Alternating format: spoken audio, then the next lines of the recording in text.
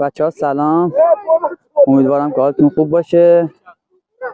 تیم مدرسه ما الان تقریبا 3-4 هفته است که تو اردوی آماده سازی واسه مسابقات فوتبال بین مدارس هستش.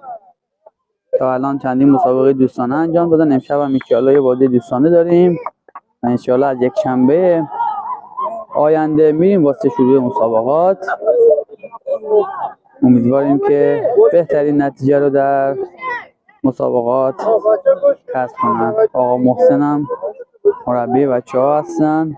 الان یه تیم ما دست ما اومده، الان دیگه میخوام که بهتر بازی کنه رو زمین.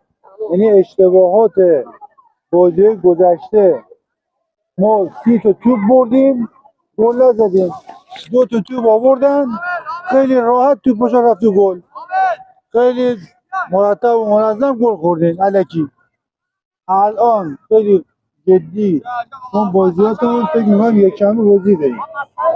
یعنی الان باید اون ارنج من دستم بیاد، کسی شل بازی کنه، کسی فلان بشه، تعارف نداریم با کسی، اسمش میاد بیرون. باید جنگنده بازی کنیم. بهتون گفتم باید بجنگیم بازی. ما اول دفاع کردن، بعد گل نخوردن، بعد سمت گل زدن. هافبک‌ها سر جاشون بازی کنن. میکائیل با امامی، ما اون روز داشتیم 7 نفره بازی میکردیم، این دوتا هی میرفتن تو هم دیگه. حرف گوش بینید که من چی میگم. این دلیل گوشی که شما گوش نمیدین، حرف مربی رو نمیگیرین. بعد سرخود جاتون عوض نکنید. تو وقتی بدون اجازه من جاتو عوض میکنید، این تمام سیستم رو میریزی و هم ببینم یاسی پان داره اون بر بازی میکنه. کسی که تخصص نداره گرفته آورده این بر بازی میکنه. چرا بودی این بر؟ مگه بازیکن گفتم من بیام این بر بازی کنم.